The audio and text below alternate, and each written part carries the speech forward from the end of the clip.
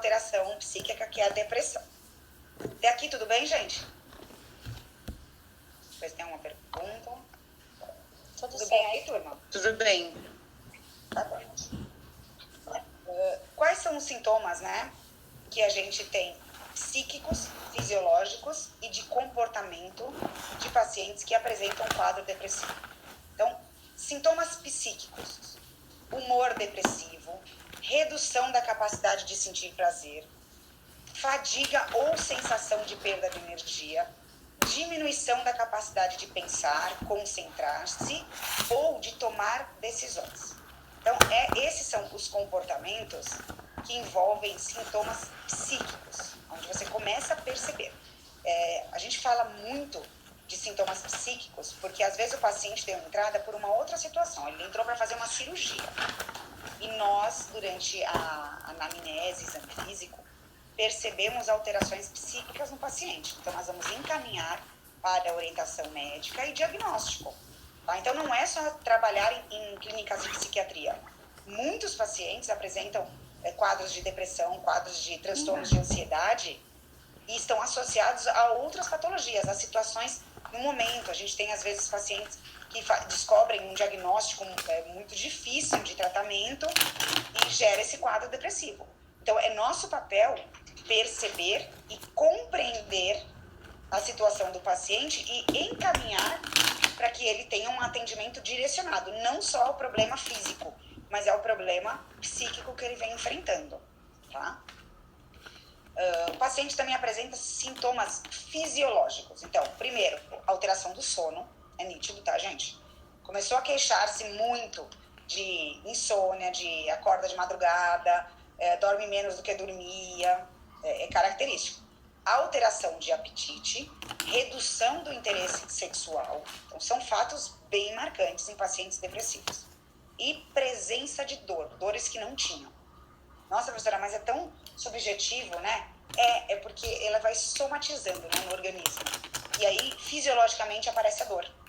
O paciente somatiza isso e ele não tem mais vontade de fazer as coisas, ele fica cansado. Daí, quando faz alguma coisa, somatiza a dor. Tá? E sintomas de comportamento, que são bem aparentes também. Cuidem, né? Quando vocês prestem bastante atenção, quando vocês estiverem atuando com crianças e adolescentes. A gente está numa fase muito difícil, né? Da pandemia, onde as pessoas são obrigadas a fazer isolamento social. Então, tem muitas crianças e adolescentes que estão apresentando quadros depressivos. E os pais começam a perceber pelos sintomas de comportamento. Então, tem um retraimento social, crises de choro, mas várias crises, né? Alguns idealizam o pensamento suicida, a sensação de manto de chumbo, né? Eu sou um peso na vida de todo mundo, eu só atrapalho todo mundo, né? Agitação ou retardo psicomotor ou uma lentificação generalizada. Então, lembrem, os sintomas não aparecem de um dia para o outro. Eles vão aparecendo. De acordo com a evolução do quadro depressivo, vão aparecendo mais sintomas. Então, a gente tem que cuidar muito, né, do nosso lado psíquico nessa fase que nós estamos vivendo, né? Que não foi opção nossa. Foi uma imposição mundial por conta de um vírus. Tá certo? E aqui, o paciente se enxerga assim, né? O paciente depressivo. Ele se enxerga num túnel escuro e a luz é bem pequenininha lá no fundo, às vezes ele nem enxerga a luz, e ele tem o sentir dele e o expressar dele característicos de quadros depressivos. Então, ele diz que ele tem uma dor na alma, uma dor lá no fundo, ninguém me entende, pra que eu quero viver? Né? Não tem mais razão de eu viver, eu não sirvo para mais nada. Eu sou um peso morto na vida das pessoas. Eu vou me arrumar para quê? Né? Eu não vou sair, eu não quero. Para que eu vou tomar remédio? Não vai resolver. Minha situação é essa, eu tô aqui, eu tenho essa dor profunda, ninguém vai me entender. Então, é um sentimento de uma tristeza profunda, de um critério de avaliação interior que é irracional. Né? Você achar que você não serve para nada, que se você morrer ninguém vai perceber, que para que você tá ali, né? Se ninguém te entende. Então, esse é o sentimento clássico e nítido do comportamento depressivo. Tá? Então, uma coisa é uma brincadeira, né? Brincar, eu não sirvo para nada, e depois tá a vida normal. Outra coisa é o pensamento recorrente de ter dor profunda, né? Não serve para nada, não quer mais viver, não se arruma, não quer sair com, por exemplo, namora, não quer mais sair com o namorado, não quer conversar com a família, fica só enfiado no quarto, se isola. Então, a gente tem que prestar muita atenção e procurar ajuda, tá? Nessas situações, porque o paciente, ele não consegue se ajudar sozinho. Se ele conseguisse, ele não estava nessa situação. Então, ele precisa de ajuda e ele acha que ele não vai resolver a situação. Então, para que tomar remédio se eu não vou melhorar? Para que ir no psiquiatra se não vai resolver? Para que fazer terapia se não vai resolver? Porque esse é o pensamento dele irracional, né? E você que está ao lado, ou do seu paciente na instituição, ou de familiares e amigos, você tem um papel de orientação. Encaminha ele e o tratamento vai ser conduzido. Mas ele precisa dessa ajuda, tá? Existem alguns gatilhos que desencadeiam quadros depressivos. Então, que gatilhos são esses? Morte de um cônjuge, né? Então, esse processo de separação, ou de morte, ou de divórcio, né? Uma separação conjugal é um gatilho para a depressão, né? Uns têm mais suscetibilidade e pelo comportamento psicológico, pelo local onde estão inseridos, pelo nível de dependência. Então, lidam de maneiras diferentes. Tem pessoas que se separam ou perdem um parente e continuam a viver tristes, mas não em quadros de depressão. E outros entram em quadros de depressão leves, moderados ou profundas, tá? Então, depende. Sensação de aprisionamento. Então, eu coloco isso aqui. Por quê? Porque o isolamento, ele traz pra gente essa sensação, né? Então, as pessoas às vezes explodem e falam assim, eu preciso sair, porque não tá dando mais essa situação. Porque você tá ficando com alterações psiquiátricas. Isso é comum em quem está nessa situação. Ou o próprio presídio em si. É uma situação de aprisionamento, né? Então, ele merece estar ali. O julgamento não é nosso, o julgamento é da justiça, né? Então, o comportamento dele e a situação psíquica vai ser alterada por essa situação de aprisionamento. Então, tanto o isolamento social quanto um presídio causam essa sensação, desencadeiam esse gatilho de depressão. Alguns desenvolvem e outros não. Morte de um amigo, né, ou um parente muito próximo, ou às vezes que você desenvolveu um relacionamento e você está ajudando, às vezes até paciente, você está cuidando daquele paciente há alguns dias, alguns meses e cria um vínculo e aí a pessoa falece, né? Então tem esse gatilho de depressão. Lesões ou doenças graves, tá? Também geram um gatilho de depressão. Casamento, às vezes vocês podem até dar risada aqui, né, professora? Como assim o casamento? O casamento vai gerar depressão? Se é uma situação que você escolheu, que você quer ali, sim, pode gerar depressão, porque você muda completamente a sua situação de vida, né? Você antes tomava suas decisões, resolvia a sua vida só, às vezes morava sozinho com a família, e de repente você muda tudo, muda o ambiente onde você vai morar, muda a relação com as pessoas, muda a questão financeira, muda a dinâmica do dia a dia, então dá uma desgovernada às vezes na situação, e alguns não conduzem isso de maneira equilibrada psiquiatricamente, psicologicamente falando, tá? Então o casamento, ainda que seja um fator feliz, né, para grande parte das pessoas que optam pelo casamento, pode trazer quadros de depressão ou problemas no casamento. Tem problemas na vida conjugal, tá? Não só separação, outros problemas que vem enfrentando na vida conjugal. Perda de emprego também é um grande gatilho para depressão. E aposentadoria. A aposentadoria está bem relacionada, né? As pessoas desejam a vida toda se aposentar. Quando chega o momento de aposentar, aposenta, se sente perdido na vida. Não sabe mais o que fazer. Trabalhava o dia inteiro, agora não trabalha mais. Então, não é a questão financeira só. Financeira, às vezes, a pessoa tem até condições de viver do jeito que vivia, mas se sente inútil. Não acha que não vale, não precisa de mais nada. Para que vai fazer as coisas, né? Ou a questão financeira. Então, aposenta e tem um padrão de financeiro inferior ao que tinha antes. Então, gera esse quadro de depressão. Então, a aposentadoria é um fator desencadeante nos pacientes, tá? Temos outros transtornos depressivos. Quais são? Né? A distimia, que é aquela depressão crônica, caracterizada por pelo menos 2 anos de humor deprimido. Então, a pessoa tem um quadro depressivo hoje, mas ainda com tratamento, ela continua pelo menos 2 anos com esse humor deprimido. Então, ela já entra num quadro de distimia. Tem alguém que quer perguntar ou abriu o microfone sem querer? Acho que abriu sem querer, né? Se quiser perguntar, manda a pergunta aqui no chat, eu abro para vocês, tá? Fiquem tranquilos. Então, o indivíduo distímico, ele está quase sempre irritado, impaciente, reclamando de tudo, uma preocupação exagerada com o sentido da sua vida, uma autocrítica exagerada, inapetência ou alimentar ou sexual, insônia, dificuldade de tomar decisões, porque ele se encontra nesse quadro de depressão crônica. Existem pessoas que vivem anos e anos em distimia. A pessoa nem conhece esse termo, ela fala, eu sou depressiva há 15 anos. Então você tem a depressão sim, mas você já está num quadro de distimia há anos, né, que você convive com esse humor deprimido. Tá? Então tem tratamento, como a depressão. Às vezes você está confortável seguindo aquele tratamento, mas não está melhorando. Então troca, procura um outro tratamento para sair dessa situação. Tá? Tem a depressão sazonal. Então, ela é muito acompanhada de estações frias. Sabe aqueles países que vivem uma grande parte do tempo, né, do ano no frio? Por exemplo, os países nórdicos. Eles vivem no frio. Mas não é um friozinho igual a gente que põe um casaco. É um frio de menos 40 graus.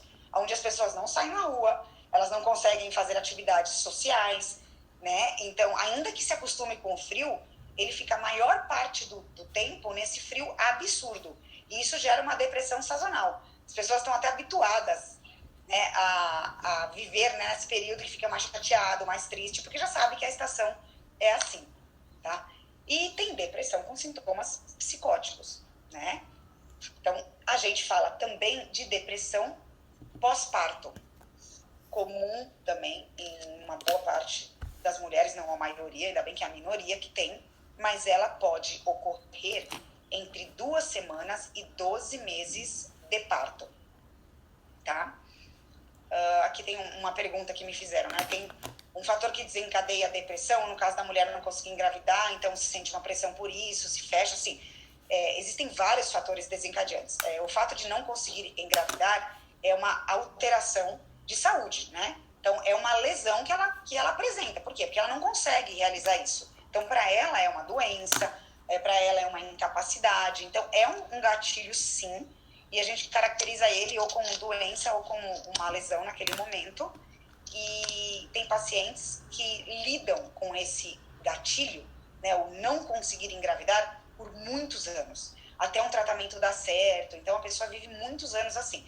Então, acompanhe com um obstetra, né, um médico que faz o tratamento para que consiga realizar, né, o sonho de gestar, né, de ficar gestante, e acompanhem com um psiquiatra para dar esse acompanhamento e não deixar a depressão piorar a situação, tá? Porque ela vai desenvolver situações fisiológicas que podem contribuir para o não engravidar, tá bom? Então, voltando aqui da depressão pós-parto, ela pode ocorrer 15 dias depois do parto ou até 1 ano após o parto. Então, aqui eu coloquei para vocês só um exemplo. Então, uma adolescente de 16 anos, 2 semanas após o parto de seu primeiro filho, passou a apresentar obsessões agressivas contra o bebê, como impulsos de beliscá-lo, jogá-lo na lata de lixo, além de imagens recorrentes de deixá-lo cair. Tinha sentimento de tristeza, ansiedade, irritabilidade, impaciência, choro fácil, fadigabilidade, muito cansaço. Não se dedicava aos cuidados do recém-nascido e não amamentava. Procurou o ambulatório com 12 semanas pós-parto. Então, ela começou a sentir isso com 2 semanas. Ela levou 12 para ir até o hospital, ou seja, 3 meses, né, para ir no ambulatório.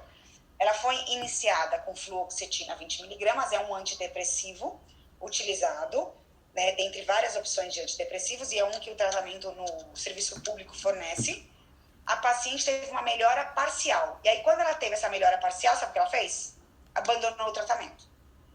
Então, muitos pacientes com alterações psíquicas, vocês lembram no começo que eu falei? Que eles abandonam o tratamento. Então, a gente tem um impulso muito grande de conseguir manter esse paciente em acompanhamento. Porque a maioria percebe um pouquinho de melhora, daí já larga e acha que tá bom. E aí, quando a doença retorna, ela retorna muito pior do que ela era antes. Tá? Então, é uma situação que vocês vão se deparar. Então, adolescentes, a gente não sabe aqui, mas provavelmente engravidou sem ter planos, às vezes não tinha nem acompanhante, né? Nenhum companheiro fixo, e aí tá nessa situação. Então, sentir cansada, às vezes feliz, às vezes triste, é um comportamento de alteração hormonal pós-parto. Agora, sentir o tempo inteiro tristeza, irritabilidade, chorar, não querer amamentar, ter vontade de beliscar o bebê, jogar o bebê fora, né? Esse tipo de comportamento não é um comportamento esperado pós-parto. Tem uma alteração psíquica envolvida aí, tá? Tudo bem para depressão? Tudo. Tudo bem aí, turma? Para depressão? Sim, pro. Responde. Acho que vocês estão aí, né? Tudo bem. Então vamos dar sequência. Aí, obrigada, gente, pelo feedback. Eu preciso falar com vocês. Fico aqui só eu na tela, falando eu com a imagem de vocês. Eu preciso que vocês falem um oizinho aí pra mim, tá bom? Então vamos lá. Seguindo aqui. Vou botar compartilhamento aqui da tela. Então, esse é o quadro depressivo. Eu coloco como primeira patologia, primeira doença, porque ela é muito mais comum, né, aos olhos ainda de quem não atua na saúde, porque tá aí do nosso lado. O áudio está bloqueado. Você quer abrir para perguntar, Luiz? Porque tinha gente com o microfone aberto conversando fora. Mas se você quiser, eu abro o áudio, não tem problema não. Só mandar aqui, professora, preciso falar, eu abro o áudio. Tá? Então vamos entrar aqui com um episódio de manias ou maníaco, né? Então, o que é isso? É um episódio presente há pelo menos uma semana, né? Um comportamento diferenciado, e o paciente apresenta pelo menos 3 dos sintomas. Então, o que é uma característica de mania? Mania franca, né? De verdade. Não é falar assim, você tem mania de riscar o papel. Não é isso, tá, gente? É uma mania, uma inquietação física, uma atividade aumentada, aquela loquacidade aumentada, então fica lá naquela movimentação o tempo inteiro e acaba tendo fuga de ideias, um pensamento muito acelerado, perde inibição social, então tem um comportamento inadequado para algumas circunstâncias. Então tem movimentações, inquietações físicas num ambiente que não condiciona aquilo. Né? Então a pessoa tem este comportamento diferenciado, ela fica extremamente agitada e com aquela inquietação, parece que tem um desespero, sabe? Isso são comportamentos de mania. Tem uma diminuição da necessidade de sono. Não é que ela acorda e fica cansada, ela não sente necessidade de dormir. Tem uma autoestima muito inflada, uma grandiosidade, né? Diferente do depressivo, que acha que não vale nada, o maníaco, né? A característica da mania, ele tá demais. Né? Então, ele é demais, ele tá melhor que os outros, ele tá sempre com essa sensação de atividade aumentada. Tem comportamentos sexuais inadequados, então passam a fazer coisas que não faziam antes. Então, tem pessoas que, às vezes, começam a praticar sexo em público, tiram a roupa na frente dos outros, tá? Tem uma energia sexual muito aumentada. Então, viram maníacos sexuais. Tá? Tem alteração de mania por sexualismo. Tá bom, gente? Distrabilidade ou mudanças constantes e rápidas de atividades e plano. Então, aquele comportamento que a pessoa não consegue planejar. Ela planeja, daí ela muda, daí ela não muda de novo, daí ela volta. Então, ela tem um comportamento de risco. Né? Então, ela está tão na situação de mania que ela pensa aceleradamente, abre a porta do carro e sai no meio do trânsito. A gente não consegue compreender o porquê daquela situação. Ela, depois de se conversando, a pessoa para e pensa, nossa, realmente acelerou meu pensamento ou fugiu a ideia e eu tive esse tipo de comportamento. Então, isso é a situação de mania. Ele não tem alucinação ou delírio. Tá? Não é um paciente que alucina ou que tem delírio. Ele tem esse tipo de comportamento de risco, de distração, de mudança constante, de irritabilidade, pensamento acelerado, autoestima inflada, não tem necessidade de dormir, tá? Então, essa é a característica de crises maníacas. Pode ocorrer um episódio de hipomaníaco, né? Então, eu tenho o paciente que apresenta todas essas características, né? E ainda tem o excesso, um leve excesso de gastos, algumas vezes, ou manifestações de comportamentos imprudentes.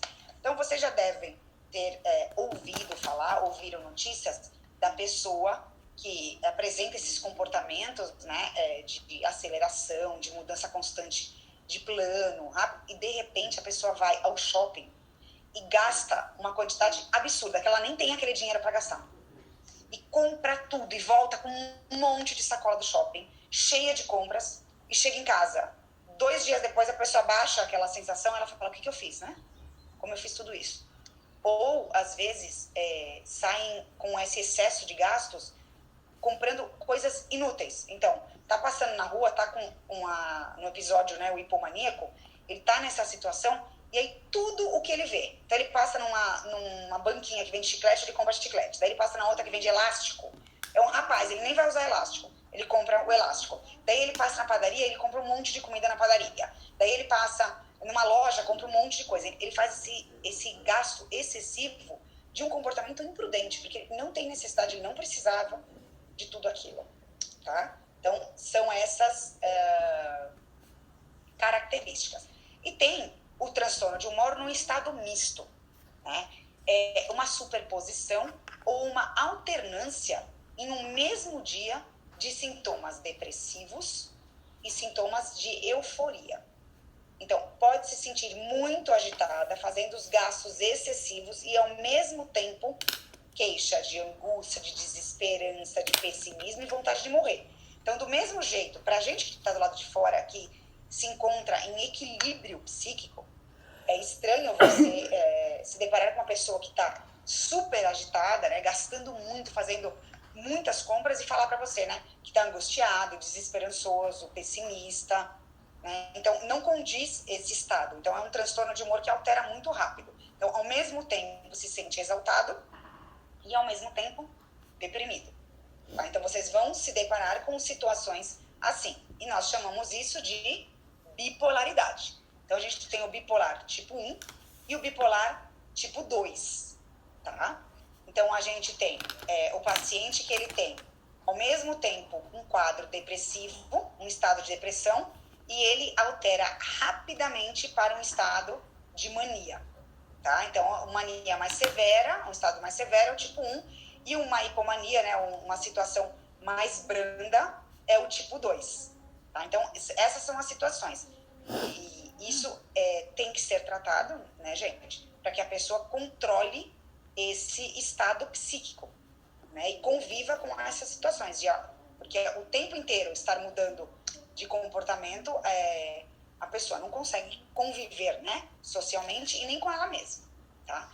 Então, o bipolar tipo 1, ele apresenta um ou mais episódios de mania franca, né? Então, ele tem aqueles comportamentos maníacos, pode ser mistos, e pode alternar com episódios depressivos. E o bipolar tipo 2 são as crises de hipomania. Então, gasta tudo de uma vez, depois entra num estado depressivo. E daí fala que está triste e, ao mesmo tempo, gastando tudo, né? Então, esses que apresentam esse comportamento hipomaníaco, eles são caracterizados como bipolar tipo 2. Relembrando e afirmando, diagnósticos médicos, tá? Nós, como enfermeiros, vamos cuidar desses pacientes, ok? Vamos orientar, mas nós precisamos entender as situações às quais eles estão submetidos. Então, como é que é uma perturbação bipolar? Como que é um paciente nessa situação? Aqui eu tenho uma comparação de um paciente com transtorno de humor, bipolaridade, e com uma depressão. Então, a depressão, ela é unipolar. Então, se eu estiver traçando aqui uma linha imaginária de tempo na horizontal e na vertical traça uma linha de humor, acima da linha é a felicidade, a alegria, e abaixo a tristeza. O paciente com depressão, ele está sempre abaixo dessa linha.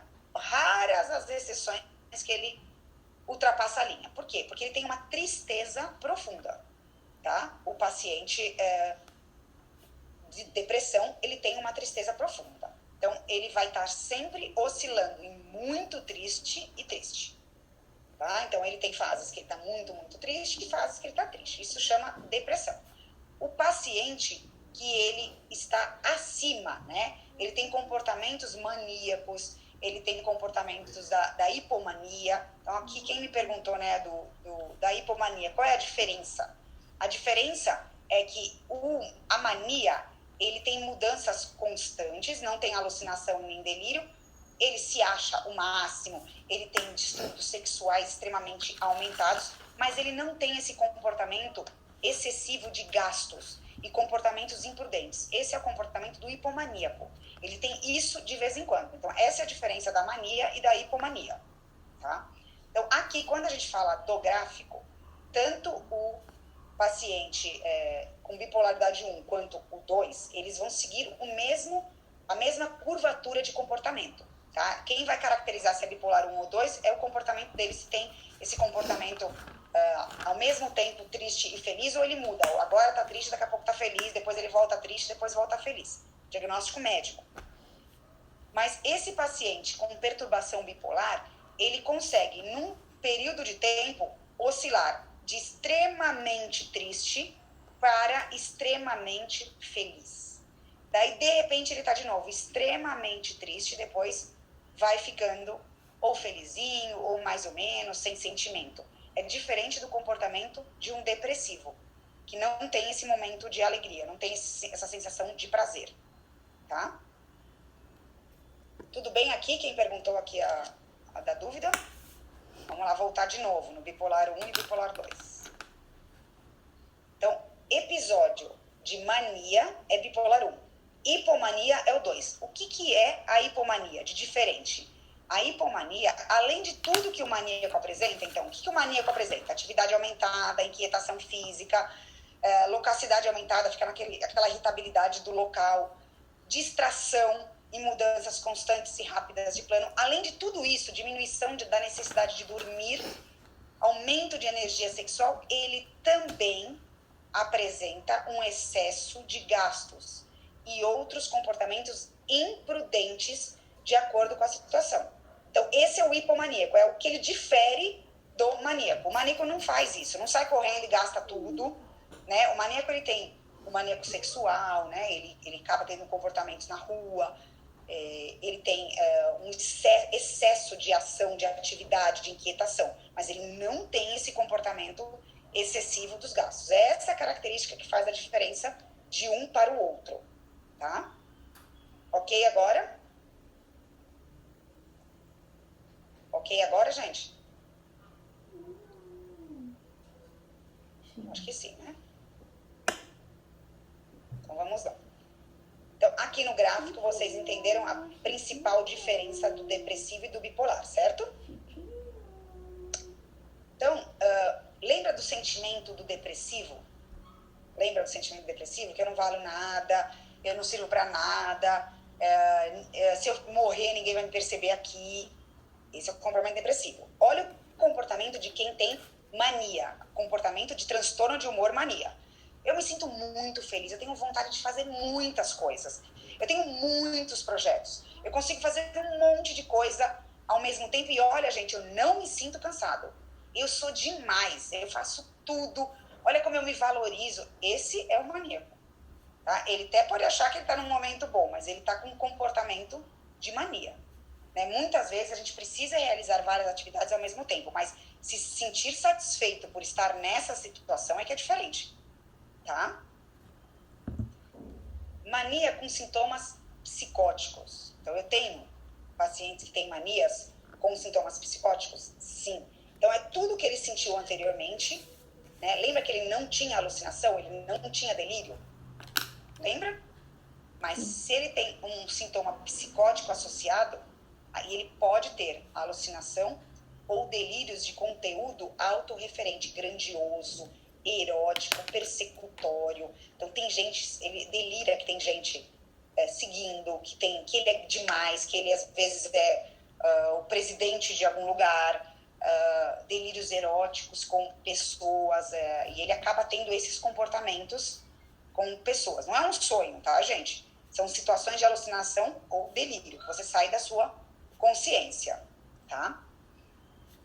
Quando a gente fala de estatística, de dados com relação a esses transtornos. Opa, caiu aqui. Então, dados com relação aos transtornos. Então, com relação ao gênero, os transtornos bipolares, eles são semelhantes, tanto entre homem quanto entre mulheres. Não tem dado estatístico dizendo que um é mais suscetível que o outro. Depressão é mais comum em mulheres. Tá? Idade. Hoje, os transtornos de humor, eles estão presentes com uma idade cada vez mais precoce. Então, entre 20 e 30 anos. Há muitos anos atrás, eles se desenvolviam em pacientes com idades mais avançadas, mais de 30, 40, 50 anos. Hoje não, hoje a gente tem a média de 20 a 30, porque a gente tem um alto índice de aparecimento em adolescentes. Então, quando você faz a média de idade, acaba que ele junta na categoria, mas tem muitos que são novos. Tem um número muito alto de adultos, jovens e adolescentes, cada vez mais precocemente desenvolvendo depressão. Diferente de um cenário de 50 anos atrás, que a depressão era mais para o final da vida. Tá? O estado civil favorece, então, pessoas que têm história de divórcio, independente do atual estado civil. Então, pessoas que já passaram por essa situação têm mais suscetibilidade a desenvolver comportamentos depressivos. Tá? O mais atual é que tem estados que associam ao transtorno bipolar, né, de comportamento. Então, o estado atual, muitas vezes, que o paciente se encontra, ele acaba desenvolvendo, né, então ele casou, separou e agora casou de novo. E acaba, às vezes, tendo um comportamento bipolar nesse pós-divórcio. Tá? Isso não acontece em todo mundo, mas existem estudos que mostram isso. Não há diversidade em padrão social e etnia. Aquela rotulação antiga, né, de 1910, 1920, que depressão só cometia os ricos, que os pobres eram loucos, né, e os ricos eram depressivos, isso não ocorre, porque qualquer pessoa pode desenvolver a patologia, independente de etnia e classe social. Tá? Transtornos de humor é uma doença que afeta 2% da população brasileira. Tá? Professora, só isso? Não tem muito mais gente? Tem muitas pessoas que sofrem de transtornos de humor e não têm diagnóstico, porque os diagnósticos, muitas vezes, eles levam até uma década para serem realizados. Então a pessoa convive com aquela situação e acha que está tudo certo. E não busca ajuda e não busca tratamento. Então a gente convive e acha, sabe que aquela pessoa está passando por um transtorno de humor, mas ela não tem um diagnóstico, ela não faz parte da estatística.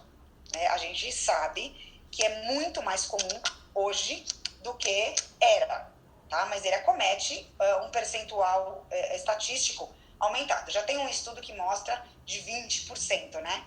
Esse índice. Por quê? Porque o paciente que se encontra em transtorno pós-parto, depressão pós-parto, já entra, né? Tá com um diagnóstico mais efetivo, tá? Então a gente consegue ter uma estatística melhor.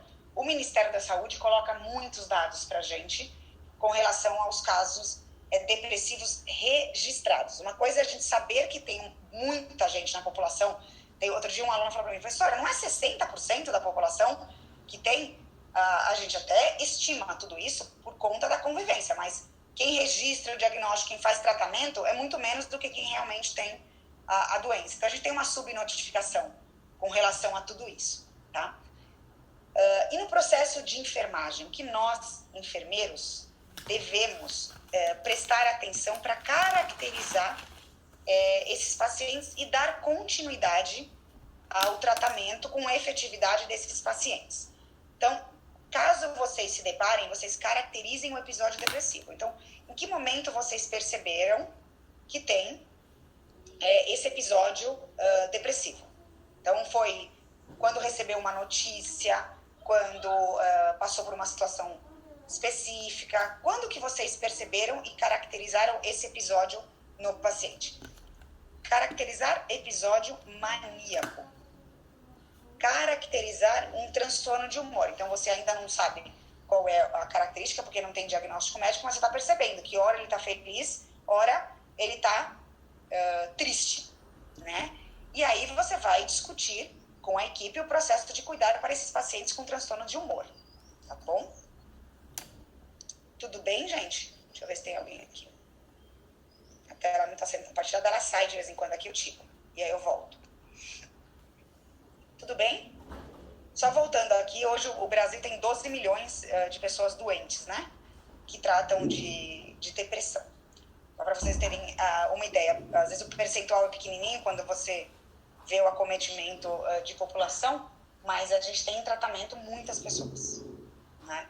Então, tem os estudos que a gente está dizendo que essa média está subindo, né, a cada tempo. Então, a gente tem 2,2%, depois a gente tem estatística de 4%. 4% é pouco no montante, mas 4%, se era 2%, dobrou o número de pessoas, né? Então, é importante sim, tem que cuidar. Isso gera um gasto muito grande de saúde, um investimento grande de tratamento, porque o SUS ele oferece, vocês lembram da aula anterior, das duas anteriores que eu mostrei para vocês a rede de atendimento? Então o SUS oferece aos pacientes o tratamento de transtornos de humor, então isso custa, gente. A pessoa não trata uma semana e terminou. Às vezes trata por anos, né? Então tem que cuidar sim para não piorar e não evoluir toda essa patologia, ok? Eu adorei. O pai me acordou hoje. Que da Mari? Desculpa aqui, gente, peço muito que eu casei. Oi? Ainda não, vou pintar. Na hora que ela acordar. Se eu pintasse ontem, até hoje já saiu.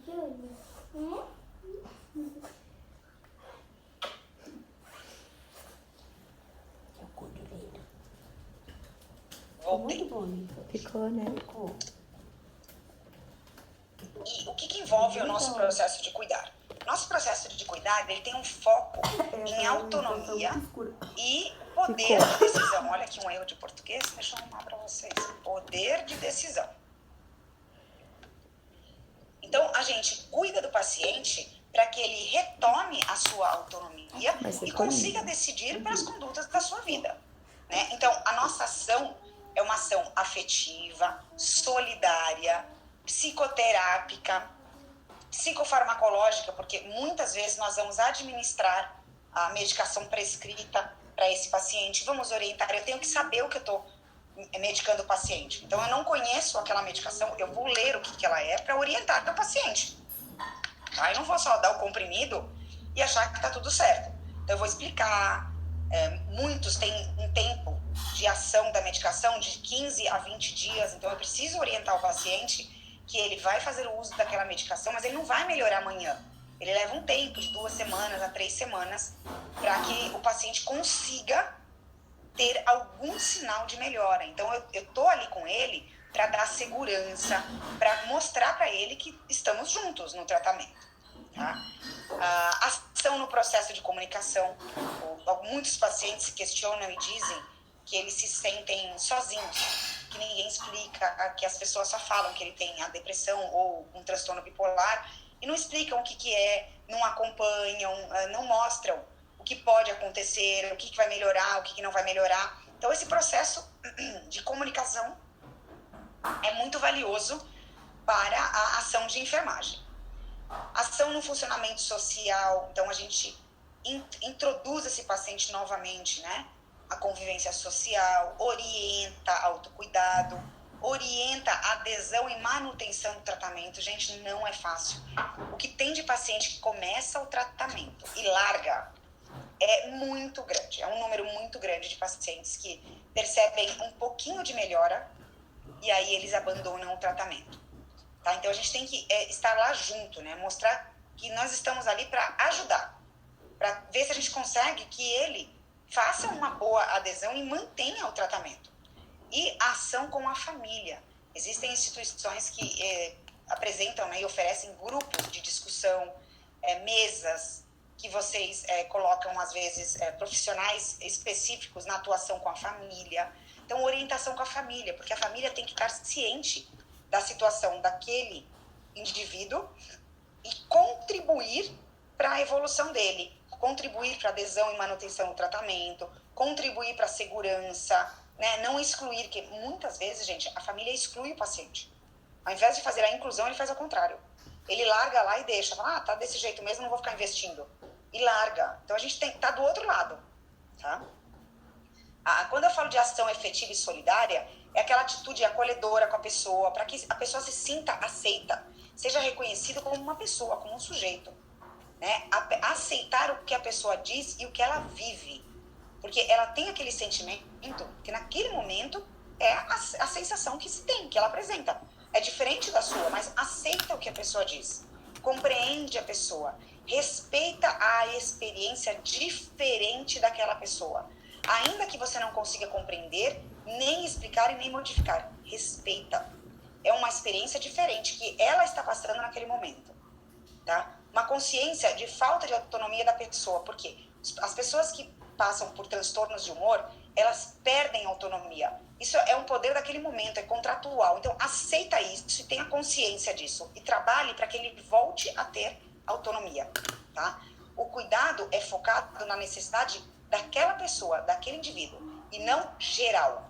Não é um cuidado para todo mundo igual, é individual, é a situação que aquele paciente se encontra naquele momento, tá?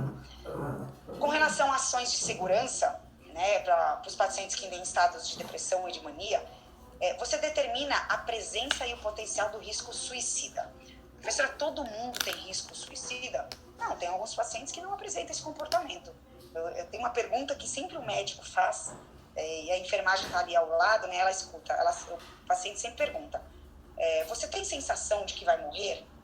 Né, você quer morrer? Aí tem muitos pacientes que falam assim, eu queria morrer. Mas você já tentou alguma coisa? Porque o paciente não vai responder às vezes se ele tentou se suicidar. E aí como você imaginou que você poderia morrer? Daí tem gente que fala assim, querer morrer eu quero, eu não tenho coragem de praticar nada, mas bem que podia passar um carro aí e me atropelar.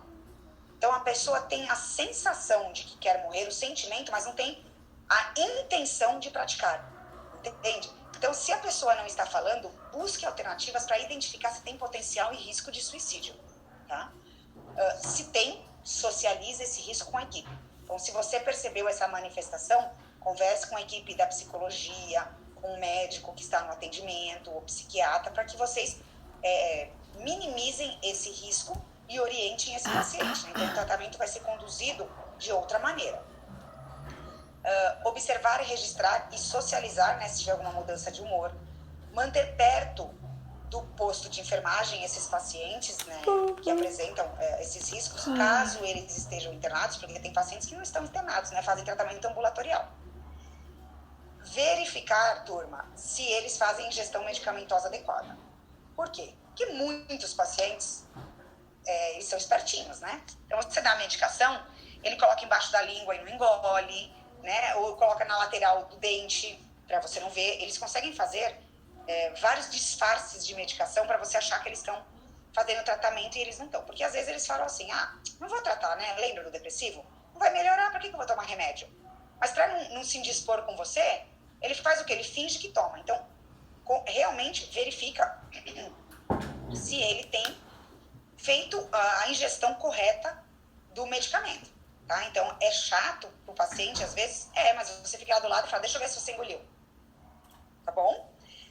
Manter atento durante o uso de objetos potencialmente perigosos. Não é que você vai deixar no quarto, né? Então, no quarto, você retira do quarto tudo aquilo que tem risco para ele. Mas, às vezes, você vai fazer uma medicação intravenosa. Cuidado com a agulha e com a seringa. Porque num descuido seu, às vezes o paciente pode subtrair aquela seringa e utilizar para um risco potencialmente perigoso para ele, ou até para você, tá? Manter, então, o nível de estímulos naquele ambiente, no quarto, na clínica, reduzido. Então, se eu tenho pacientes que têm esses riscos de usar pérfuro cortantes, né, pontas, lanças, agulhas, a gente não deixa nada disponível no ambiente. Então, a gente diminui o estímulo para que eles não fiquem pensando nessas situações, tá?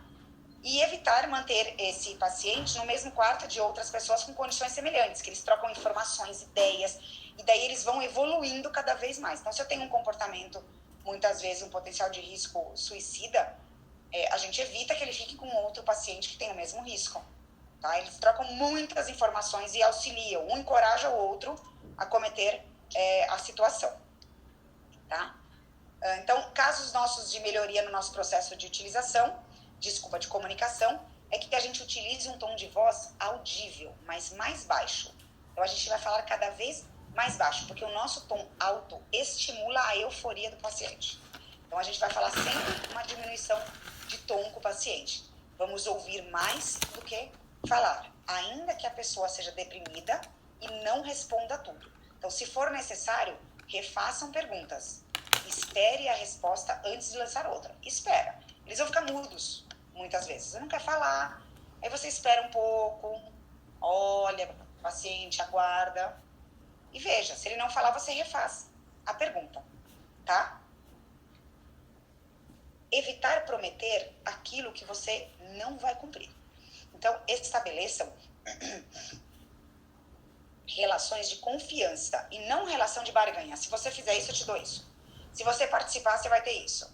Não, confiança. É importante que você participe para você ter uma evolução no seu quadro, para você voltar a conviver socialmente, né? E não façam essa barganha, só vou te dar isso se você fizer isso, tá? Não usem frases estereotipadas, né? Eu já sei o que é isso. Esse é o sentimento de todo mundo. Não usa isso, porque para aquela pessoa, o comportamento dele, o sentimento é muito específico, é muito particular. Então, a gente vai entender aquele sentimento ou compreender, tá? Não julguem, ainda que seja um comportamento inadequado, erotizado ou agressivo. Não julguem. Nós estamos ali para agir como enfermeiros e não realizar julgamentos, tá? Utilizem frases mais curtas, objetivas e de nível mais fácil de compreensão. Muitos pacientes, lembra, distraem, tem essa inquietação ou uma falta, né, de resposta psicomotora, então às vezes não compreende, não age. Então, frases curtas, objetivas e fáceis de entender.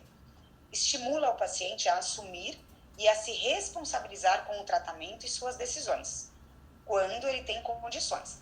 Então, pode ser que no começo vocês tenham que dar a medicação para o paciente, mas estimulem eles a tomar a medicação sozinho, né? Pegar o copo de água, fazer a ingestão da medicação, para ele se sentir importante e tentar capturar essa autoestima, tá? Então, durante a fase aguda, muitas vezes a pessoa está vulnerável, então a gente acaba fazendo muito mais.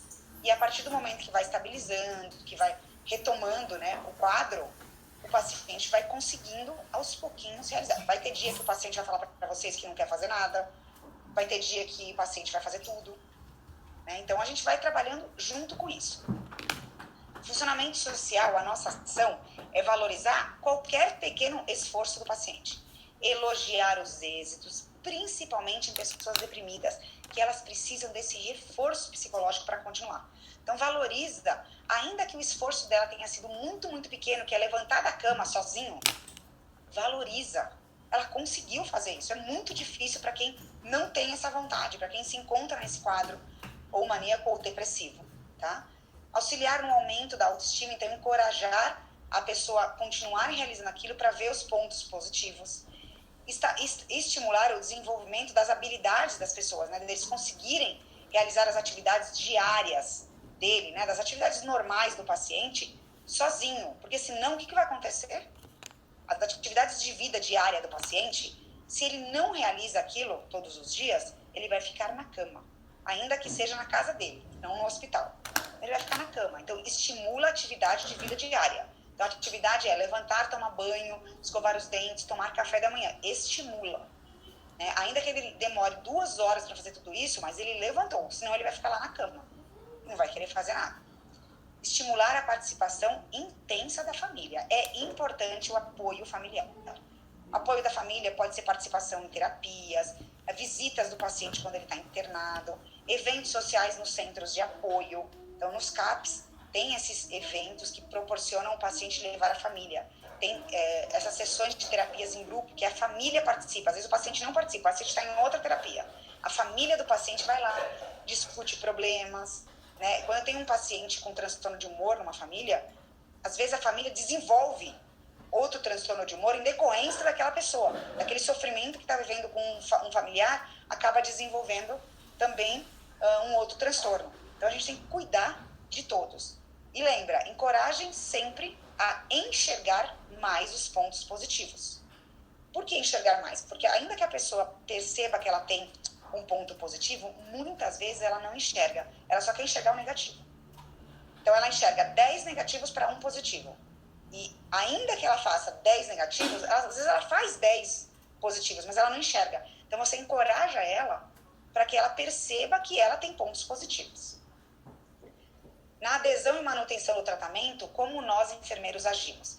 Estimular a usar sistemas de apoio familiar e comunitário, avaliar o uso da medicação e outras técnicas terapêuticas que o paciente está sendo submetido, ver se ele usa mesmo, né? Porque às vezes ele retira o medicamento, lembra que eu falei, ele não toma o medicamento. Então, orienta a família para fazer esse acompanhamento. Observar se o paciente está realmente apresentando mudanças de comportamento, ou para melhor ou para pior. Orientar o usuário a não interromper o tratamento quando ele percebe um pouquinho de melhora. Então, ele percebeu um pouquinho de melhora, uma melhora parcial, né, uma eutimia, o que ele faz? Ele para o tratamento. Então, não, ele precisa continuar. Porque se ele para nesse comecinho do tratamento, ele piora quando ele volta. E ele não entende isso, ele acha que ele já está curado. Então, a gente precisa estimular ele a não interromper quando ele tem essa sensação que ele está normalizado. Proporcionar atividades que canalizem a energia para uma ocupação útil.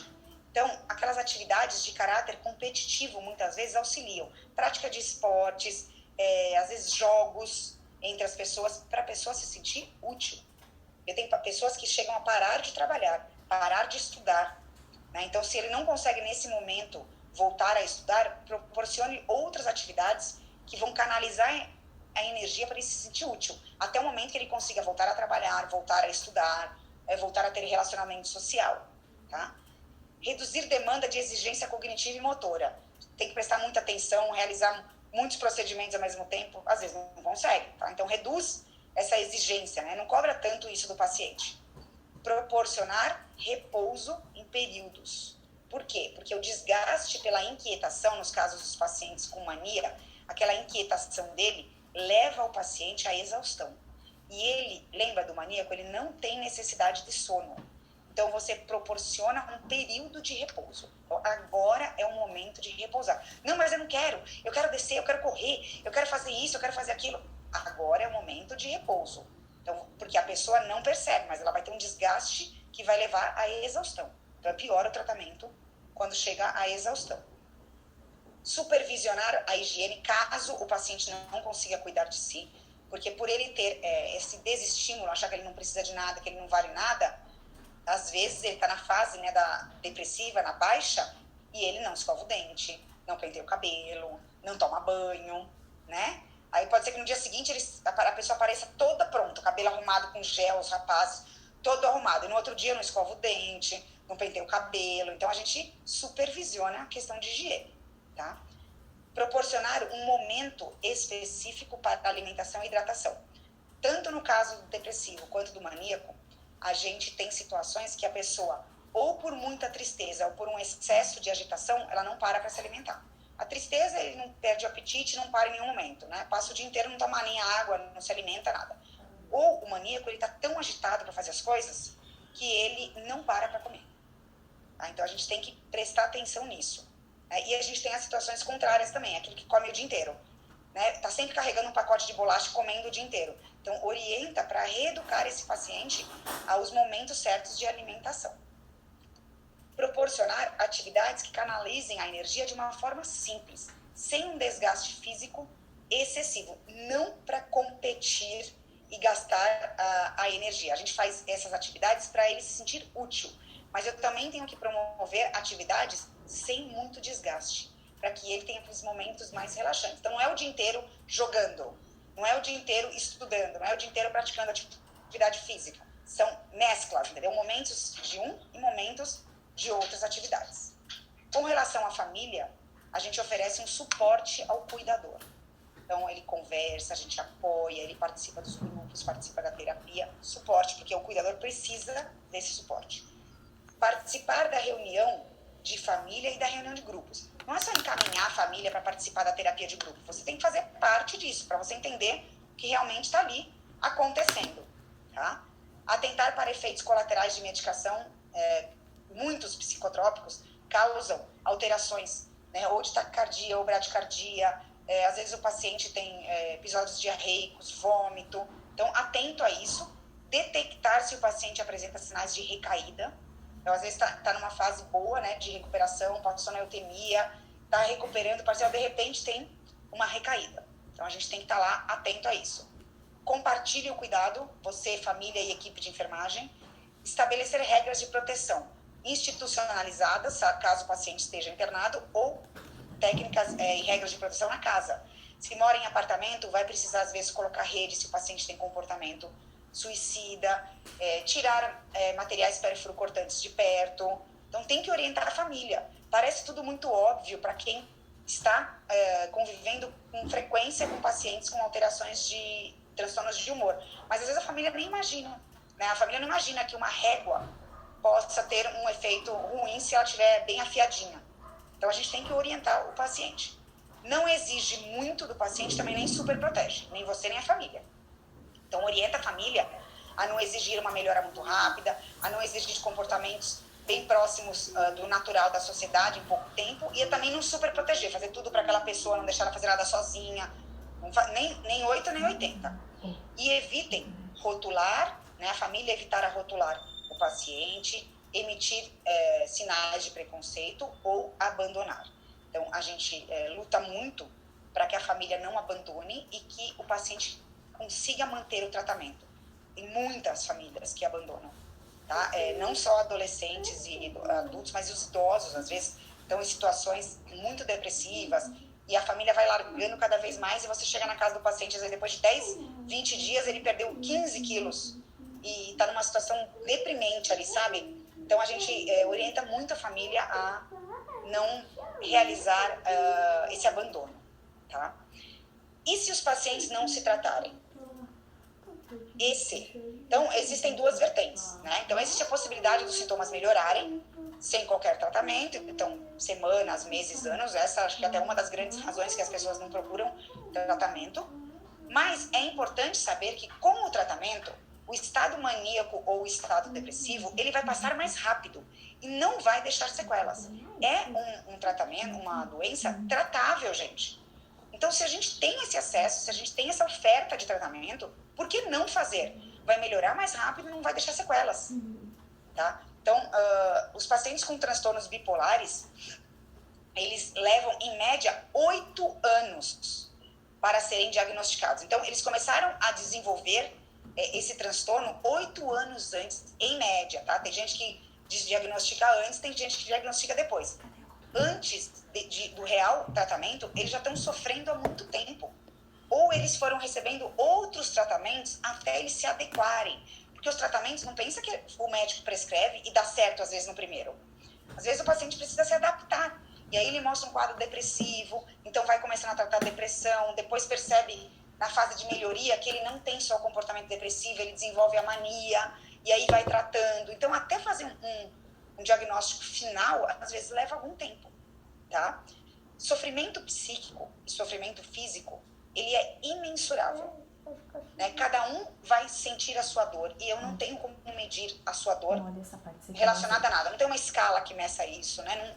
Não dá pra gente fazer essa conta, esse cálculo. Então, ele é imensurável. E as perdas, elas são irreversíveis nos relacionamentos afetivos. Então, tem estudos e trabalhos mostrando isso. Né? Então, tem um prejuízo muito grande nos relacionamentos afetivos em decorrência de transtornos de humor. Então, atenuar o sofrimento dos usuários é muito importante, principalmente quando a gente tem os usuários de tranquilizantes, que fazem uso de álcool e drogas. Então, a gente age para atenuar esse sofrimento, a gente orienta para tratar, para que esse sofrimento deles não deixe uma sequela irreversível nesse paciente. Então, por isso que a gente trata. Existem pessoas que vão melhorar sozinhas e outras não. Tá certo? Tudo bem, turma? Tranquilo? Sim, prof. Tudo bem? Então, boa semana para vocês.